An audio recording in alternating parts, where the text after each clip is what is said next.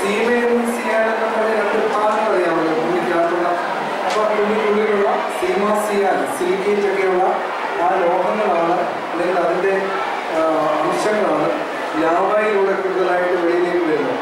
ഈ പ്രദേശങ്ങൾ മുഴുവൻ ഇതിൻ്റെ അവശിഷ്ടങ്ങൾ വ്യാപിക്കുന്നതിന് ഫലമായിട്ട് അവിടെ മുഴുവൻ ഒന്നീ ഫലഭൂഷ്ടമായി തീരും, അല്ലെങ്കിൽ ജനസമ്പന്നമായിരിക്കുന്ന ആ സ്ഥലങ്ങൾ പോലും അത് ജനശൂന്യങ്ങളായിട്ട് മാറിപ്പോകും. അത്തരത്തിൽ ചെറിയൊരു എക്സ്പെരിമെന്റിലൂടെ ചുറ്റുപാടുള്ള ആ അവശിഷ്ടങ്ങൾ മുഴുവൻ വ്യാപിക്കും. ഇവിടെയുള്ള ജനപദങ്ങൾ മുഴുവൻ ഒന്നിൽ താമസയോഗ്യം ഇല്ലാതെയാകും, അല്ലെങ്കിൽ അത് വളരെ ഫലഭൂഷ്ടമായിട്ടുള്ള മണ്ണായിട്ട് സിലിക്കേറ്റ് മണ്ണുമായിട്ട് അത് രൂപപ്പെടും. ഇവിടെ നമ്മൾ പഠിക്കാൻ ആഗ്രഹിക്കുന്നത് അഗ്നിപർവ്വതത്തെ കുറിച്ചാണ്.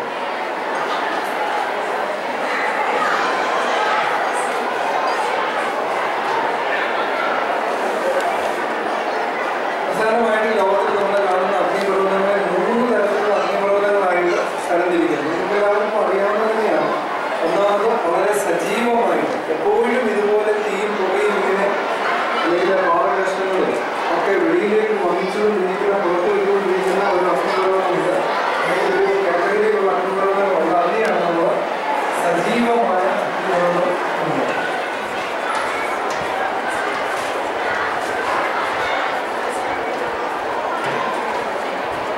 രണ്ടാമത്തെ കാറ്റഗറി, രണ്ടാമത്തെ വിഭാഗത്തിലുള്ള അഗ്നിപർവ്വതങ്ങൾ പൂർണ്ണമായിട്ടും നിർജീവങ്ങളായിരുന്നു. ഒരു കാലത്തിൽ അഗ്നിപർവ്വതങ്ങളായിരുന്നു, എന്നാൽ ഇപ്പോൾ നമ്മളിവിടെ കാണുന്നത് പോലെ അത് പ്രത്യേകിച്ച് തീയോ പുകയോ ഒന്നും വെളിയിലേക്ക് പുറത്തു വരുന്നില്ല.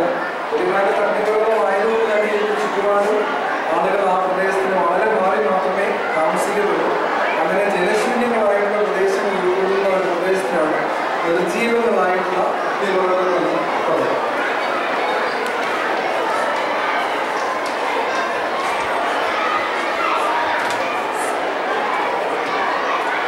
മൂന്നാമത്തെ വിഭാഗം എന്ന് പറയുന്നത് നമ്മളൊക്കെ ഉറങ്ങി എഴുന്നേൽക്കുന്നത് പോലെ ചില സമയത്ത് മാത്രം അത് സജീവമായിട്ട് മാറും, അല്ലാത്ത സമയങ്ങളിലെല്ലാം അത് സുഷുപ്തിയിലായിരിക്കും അല്ലെങ്കിൽ ഉറക്കത്തിലായിരിക്കും എന്ന് പറയുന്നു. അപ്പോൾ ഉറക്കമെന്ന് പറയുന്നത് പെർമനൻ്റായിട്ട് അത് ഇല്ലാതെയായി പോകുന്നില്ല, ഇടയ്ക്ക് ഉണരുന്നതാണ്. അതുകൊണ്ടാണ് നമ്മളതിനെ മൂന്നാമത്തെ വിഭാഗമായിട്ട് സുഷുപ്തിയിലാണത് അല്ലെങ്കിൽ ഉറക്കത്തിലാണത് എന്ന് പറയും.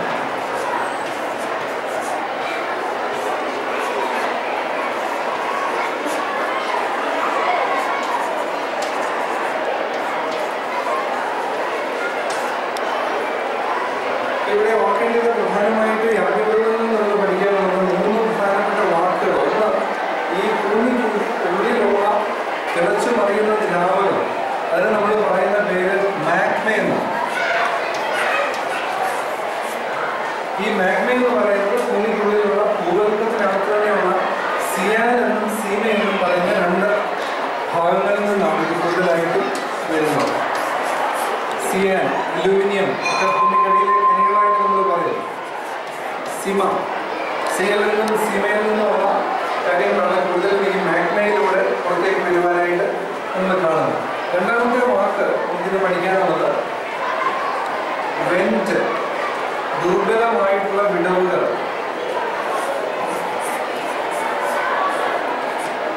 ഇംഗ്ലീഷിൽ VENT, വെന്റിലേഷൻ എന്നുള്ള വാക്ക് തന്നെയാണ്.